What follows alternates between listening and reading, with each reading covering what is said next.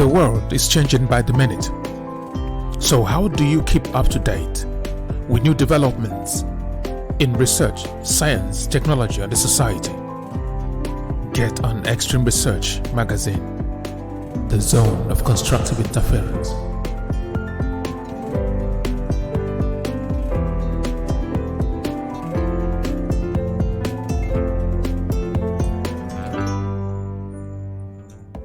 Hello, this is Joseph Ikedi. In this second video in our series on blood transfusion and transfusion reactions, we'll be looking at blood groups and blood group systems. From gene up to the antigens. So you are welcome. In the next 15 minutes or so, we're going to define blood group systems and blood typing. We're going to name the different blood group systems, discuss the key blood group systems, their molecular properties and clinical implications. Finally, we will explain forward and reverse typing and underline how clinically important it is. So, how do we start? What better way to start than to bring up the most recent blood group system that was added to the existing blood group systems. I am talking about the ER blood group system. This blood group system was first identified. The antigens involved in it were first identified in 1982, roughly 40 years ago. In 1990, the collection of antigens was recognized.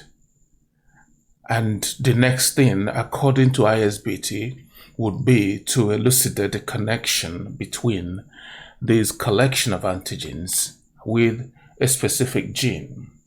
And that was what happened earlier this year. A group of researchers from University of Bristol, working in conjunction with researchers from NHS Blood and Transplant, they were able to elucidate the connection between the ER collection of antigens and piezo-1 gene.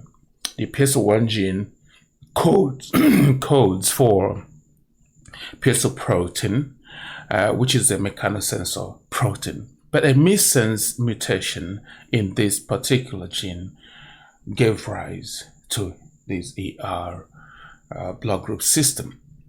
And it is so important because this ER blood group system over the years has been implicated in a number of hemolytic disease of the newborn. So understanding the blood group systems is a matter of life and death. What exactly are blood group systems? Basically, blood group systems are cell surface antigens that are controlled by specific genes or related genes. For instance, if you look at this red blood cell here, you are going to see projections here on the surface of the red cells. These projections are antigens. The groups, these collections of projections, are what we call the blood group systems. For instance, you can see the ABO system, the Garbage, Lutheran, NOPS, Duffy, Chroma, Indian, Kel, Kid. You name them, Menace, and all that. These are the blood group systems. When you react a given set of cells with anti-sera, you're going to have some kind of a reaction that specifies the pattern of these blood group systems on a given set of red cells. So that is what we call typing, when you see a specific pattern of reaction to test anti-sera within a given system. So let's proceed. let's look at some of the blood group systems. In fact, let's just name all of them before we pick specific ones to talk about.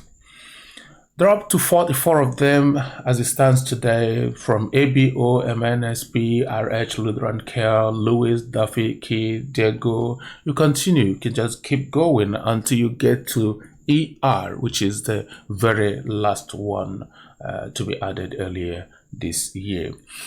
For the purposes of our presentation, our context actually that of blood transfusion and transfusion reactions. So we're going to focus on the most significant of them all, which are the ABO and the RH. Other ones also, there are some other ones that are very significant, but because of time, we're going to take these two.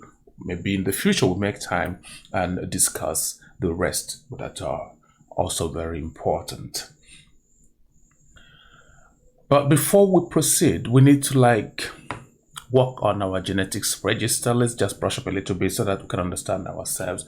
I understand that most of us already know these things, but there is a need for us to be sure that we're on the same page on this.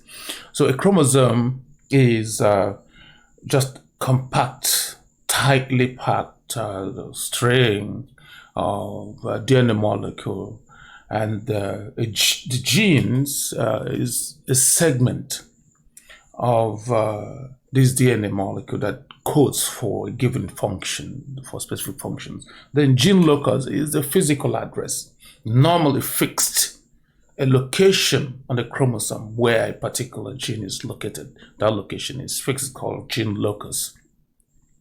In a particular gene locus, you may have variants of that gene, and the variants of that gene is what you call allele. The allele may be similar, in which case you call them homozygous. If they are different, you call them heterozygous. If there is only one allele, you call it hemizygous. Recombination and mutation, this is the ways in which genetic materials can change, can be transferred, and can be transformed. And this can cause variations that you can see as information is passed from generation to generation. So recombination and mutation. When an allele is being expressed, one may kind of mask the other allele from being expressed. So the one that is expressed is called the dominant allele. The one that is masked is called recessive. But if both of them are simultaneously expressed, they are said to be codominant. So that phenomenon is called codominance. When gene is expressed, the output is gene product. A gene product may be direct, as we're seeing right here, normally protein, but sometimes it may be indirect, like, of course, we have a tangled web of gene products in any organism at a particular time. Like in the ABO system, the gene products are indirect. They are carbohydrates that are produced from an enzyme, which is the direct gene product. The carbohydrate is the indirect gene product. So having taken that out of the way, let's now go ahead and talk a little bit about the ABO blood group system. Landsteiner was so troubled about why there were blood transfusion reactions, and he started mixing his blood cells with serum of his workers, and all he did try to find out what was going on. So after mixing the erythrocyte and serum of his staff, including his own, eventually he discovered blood group system. And in 1930, he received the Nobel Prize for his work for his discovery of human blood groups, quote and unquote. And that's it. This is the father of the foundation that we have today on which blood transfusion occurs. So you can easily call him the father of blood transfusion, the elucidation of the most important antigens involved in blood transfusion. He is the father. So what do we know today about the ABO system? At those early days in the 1900s, the information we had was quite sketchy, but today we know that the A and B antigens, which Landstein observed, had an H antigen behind them, and that the H antigens are coded for by two genes, FUT1 and FUT2. Both of them are located on chromosome 19, the long arm of it, region 1, band 3, sub-band 3, sub-band 3. You can see it here. That these genes code for, you can see the location right here. You can see the location right here. This Q is the long arm, this P is the petit, the short arm. So right here, this is where the gene is located. The gene codes for 2-alpha fucosyl transferase. This is an enzyme that transfers fucose to a galactose that is located on the basic precursor carbohydrate on cell surfaces. The FUT1 is the H gene. I'm sure that you'll be asking, what are the two genes doing actually? The FUT1 is the H gene. It's expressed mainly on the surface of human erythrocytes, but the FUT2 is the SC gene, the secretory gene, is expressed exclusively in the secretory glands and digestive mucosa. Variations in the reference alleles FUT101 and FUT201 result in three main phenotypes: the secretor, the non-secretor, and the H-deficient phenotypes. These H-deficient phenotypes are the Bombay type and the para-Bombay type. I'm sure you must have heard about them. Maybe we'll talk about them later. So let's look at the ABO genes. We have seen the H genes. What about the ABO genes? The ABO genes, as you are seeing here, is located on chromosome number 9, not 19, as we saw in the H gene. So this chromosome number 9, the long arm again, region 3, band 4, sub-band 2, that's where you find this ABO gene located. Over 200 alleles of the ABO gene have been described. The two main reference alleles of the ABO gene are the ABO A1, O1, and ABO B1. Anytime we just create a separate video for ABO, then we drill down and look at the details of maybe the subtypes A1, A2, and then other subtypes of B. The A actually is more exciting, the subtypes there. So we're going to look into it in details, maybe in another video that we're going to dedicate specially for to ABO system.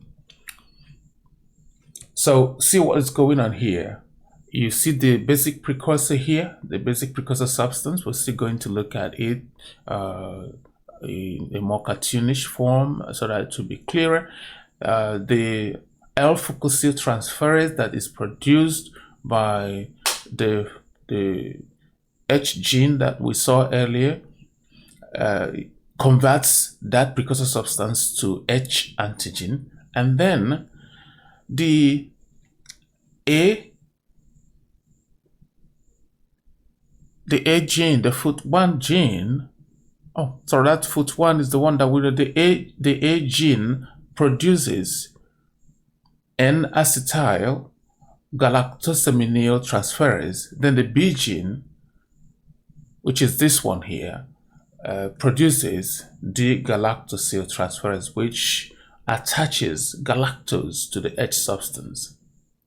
The A gene attaches N-acetylglucosamine to the H substance to create the A antigen.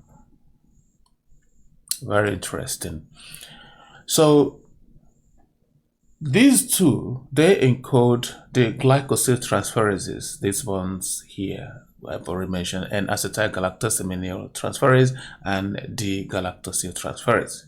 They convert the S substance to A and B antigens respectively. That's what I already said. All right. What about the group O? The group O phenotype is a result of gene mutation that give rise to loss of glycosyl transferase activity. So in group O individual, there is neither A nor B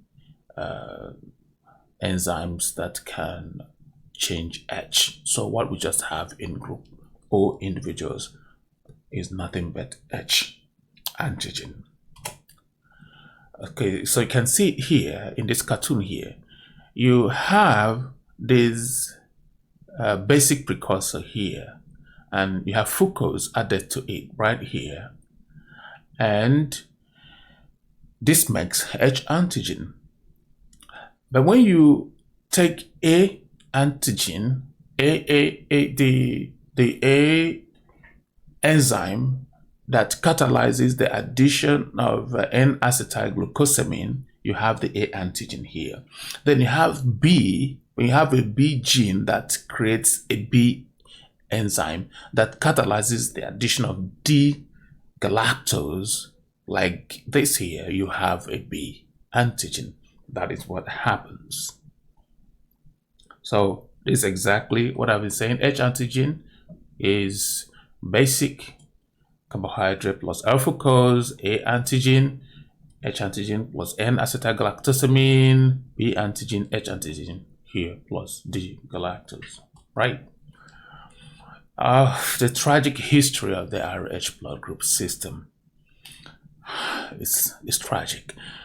So the blood group system, this particular one, RH, is the most polymorphic, is the most varying of all the blood group systems in human, and it is the most clinically significant, just next to the ABO system. It was first described 8 years ago. There is one particular woman whose story is told about the way her situation brought the issue to the front burner. Lucy Rayburn Ritgers, like many other women before the 1940s, she paid heavily for her RH status. She was O negative, but nobody knew about RH factor then. This is Lucy and her surviving children. Lucy actually had 10 children and 6 died.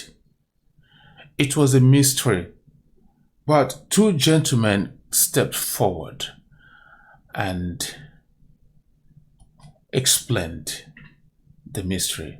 That's our dear Karl Landsteiner and Alexander Wiener. They saved the day. What did they do? That's it. In the series of studies, the experiments they did in the late 30s, Landsteiner and Wiener injected rhesus monkey blood into the lab rabbit, and the rabbit produced antibodies that agglutinated red cells of many humans. So that's it. And they concluded that the lab models must have responded to some antigens in the blood of the rhesus monkey, and then they called whatever those antigens were, they called them the rhesus factor. It was not clear what they were actually, but they knew it had to be something, antigen, and they called it rhesus factor.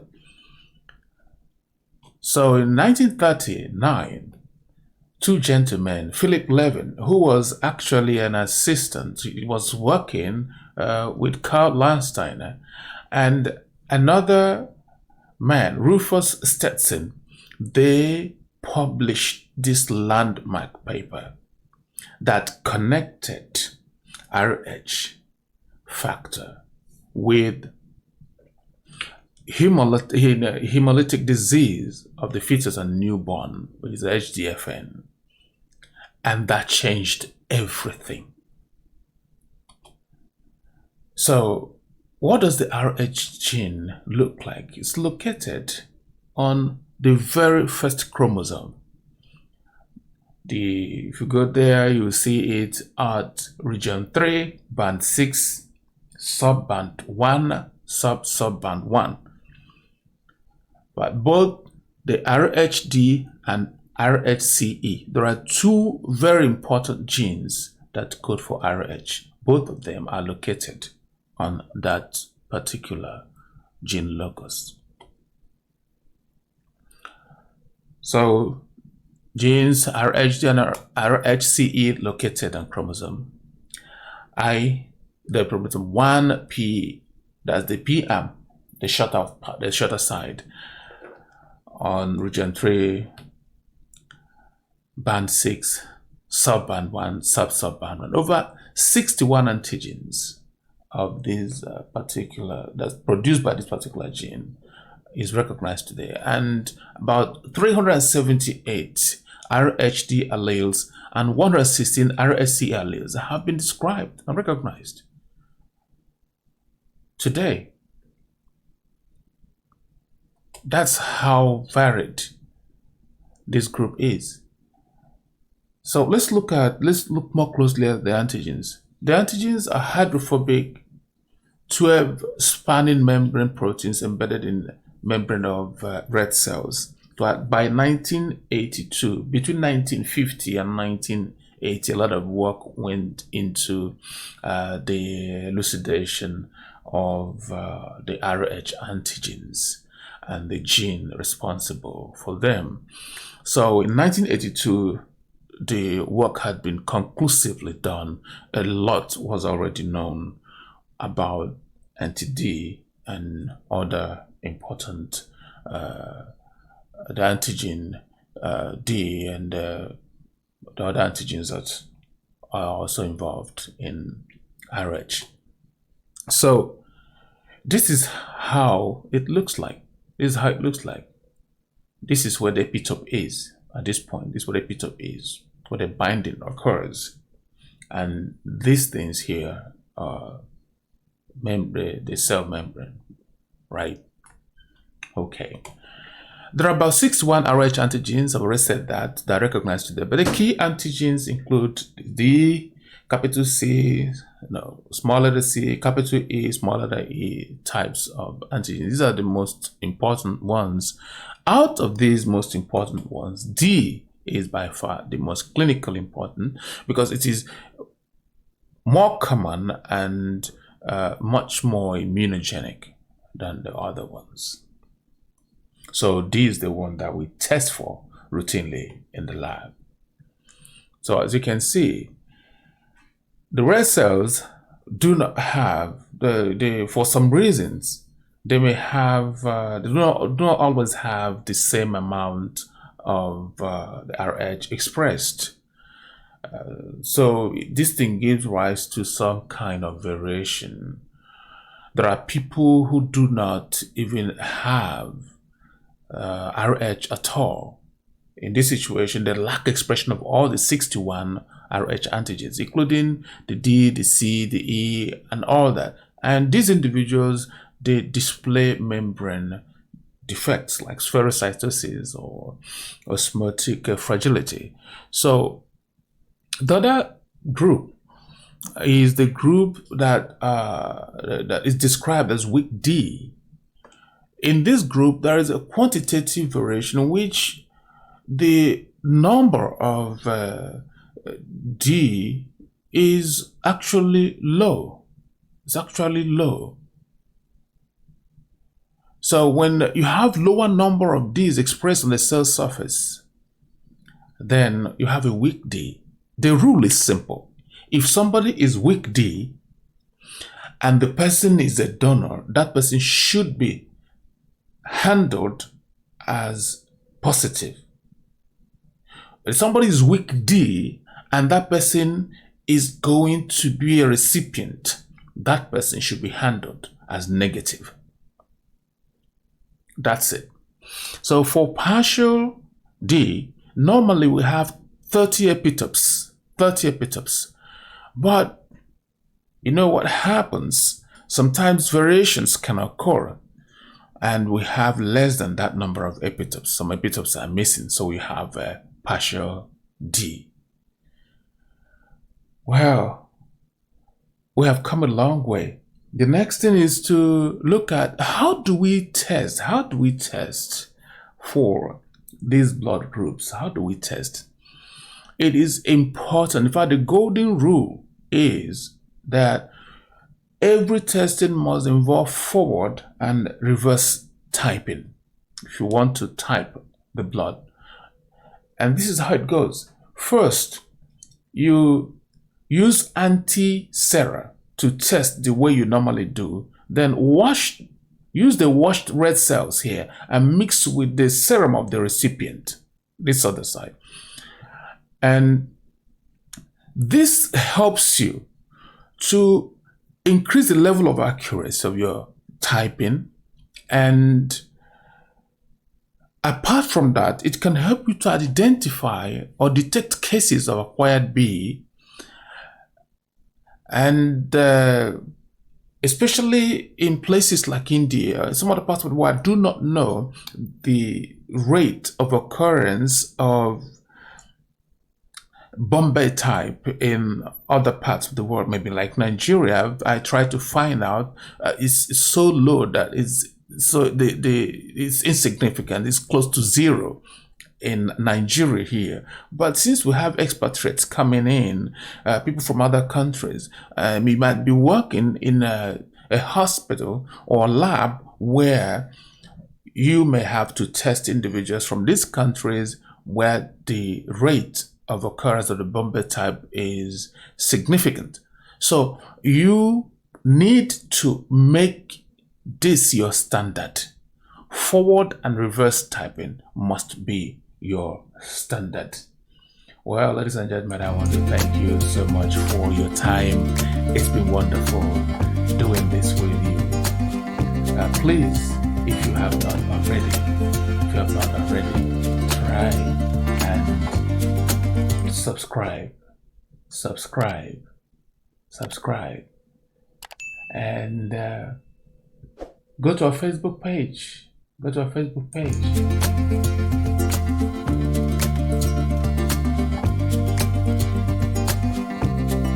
Show us some love. Thank you so much for doing this. Have a wonderful